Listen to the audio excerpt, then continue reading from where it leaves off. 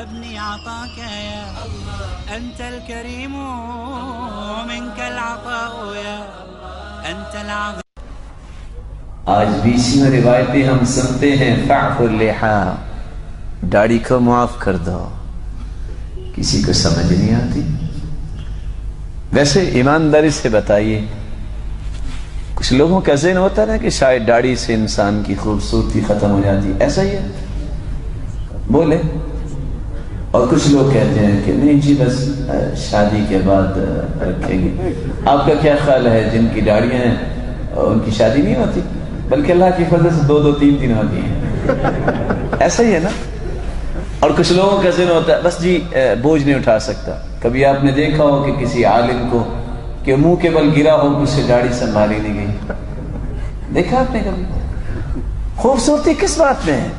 میں صرف جھلک دینا چاہتا ہوں کہ میں اور آپ اطاعت کرتے ہیں کہ نہیں. آپ نے نام تو سنا ہوگا، وہ یوسف علیہ السلام. کہتے ہیں وہ کچھ خوبصورت بھی تھے خوبصورت. آپ تو ناراضی ہو گئے، جواب نہیں دے رہے. خوبصورت تھے. کتنے خوبصورت؟ فَلَمَّا رَأَيْنَهُ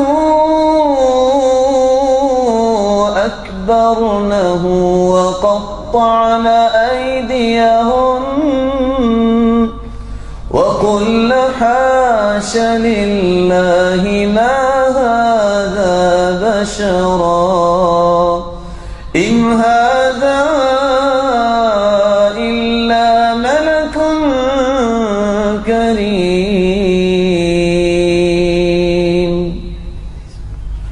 مصر کی شہزادیوں نے جب یوسف علیہ السلام کو دیکھا، ان کی داڑھی تو تھی نا، دیکھتی ہی رہ گئی اور کیا کر بیٹھی؟ بولے انگلیاں کاٹ لی. داڑھی کو دیکھ کر حسن اتنا تھا کہ انگلیاں کاٹ لی. سچ بتائیے کسی کتاب میں آپ نے پڑھا یا لکھا ہو کہ کسی میرے بھائی جو بھولا ہوا ہے اس کی شیو کو دیکھ کے کسی عورت نے ناخن بھی کاٹا ہو؟ تو حسن کس میں ہوا؟ بولیے. اور عورتوں نے کیا کہا؟ وَقُلْنَا حَاشَ لِلَّهِ مَا هَذَا بَشَرًا، یہ بشر نہیں ہے. إِنْ هَذَا إِلَّا مَلَكٌ كَرِيمٌ، یہ تو فرشتہ لگتا ہے. تو یہ فرشتہ صرف انسان بننے کے لیے اس کو رکھنا ہی پڑے گا. اگر اس کا پنجابی میں ترجمہ، پنجابی سمجھتے ہیں آپ بھائی؟ اس کا پنجابی میں ترجمہ کیا جائے تو کیا بنے گا؟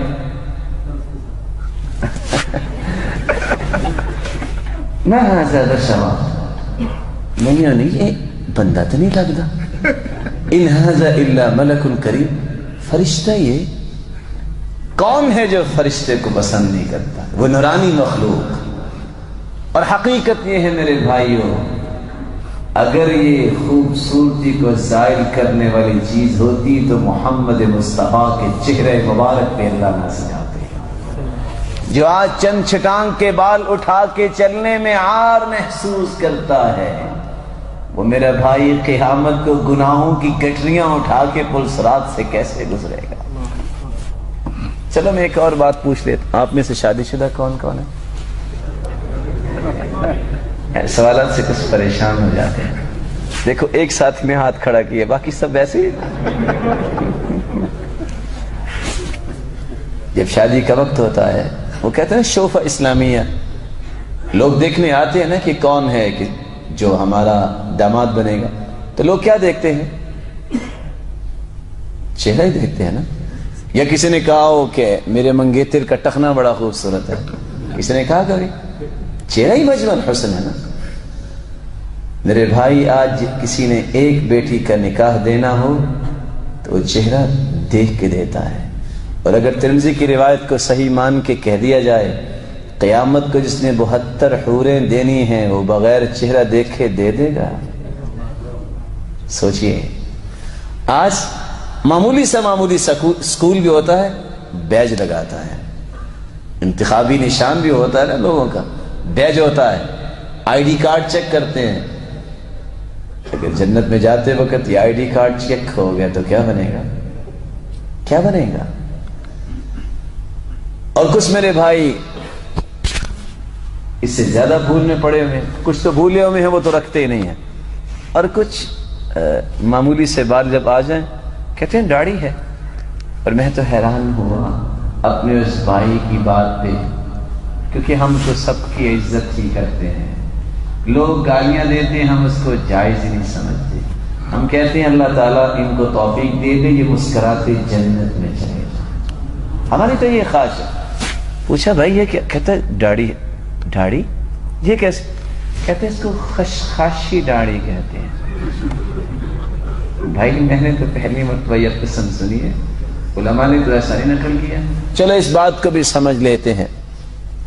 لیلۃ القدر کے بارے میں جانتے ہیں بھائی؟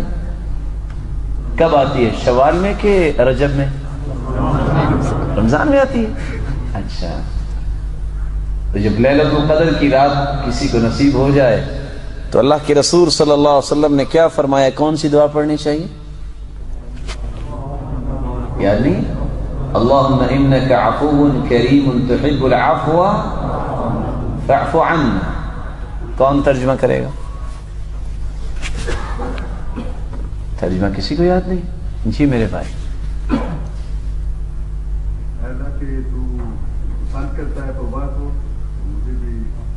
معاف کر، اللہ آپ کو عزت سے نوازے، مجھے بھی معاف کر دے. کیا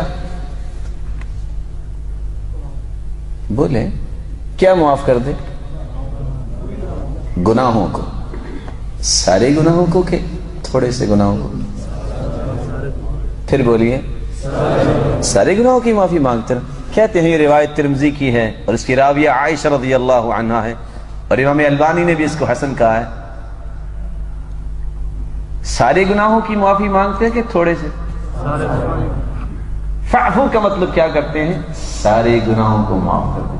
چلو میں پوچھ لیتا ہوں، ممکن ہے آپ نے سنا ہو کسی اعتکاف میں بیٹھنے، معتکف میں بیٹھنے والے کو، یا اللہ اگر 10 من گناہ ہیں تو 5 من معاف کر دے اور 5 من رہنے دے. کبھی سنا ہے ایسے آپ نے؟ سارے گناہوں کی معافی مانگتے ہیں. فعفو کا لفظ سارے گناہوں کی معافی. اور اگر 22 روایتوں میں یہ لفظ آ جائے فعفو اللحا، داڑھی کو معاف کر دو، ساری کو کہ تھوڑی کو؟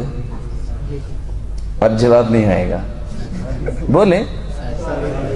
میری اور آپ کی بات میں تو تناقض ہو سکتا ہے، سرتاج رسول کی زبان میں تناقض کیسے ہو سکتا ہے؟ وہاں بھی سارے گناہوں کی معافی مانگتا ہے، اور جب داڑھی کے لفظ آئے اور صحیح بخاری کی روایت ہو، یہ تو ترمذی کی ہے، تو فاعف اللحا، داڑھی کو معاف ساری کو ہی کرنا چاہیے کہ تھوڑی کو؟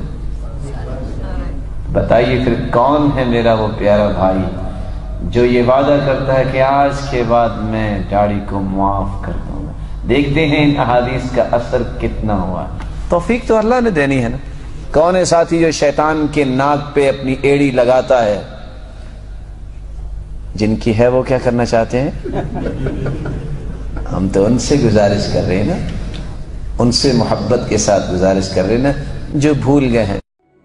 تذكر يوما كنت تعانق دمعة الفكر، تناجي الله في صبر وترجو رحمة تسري.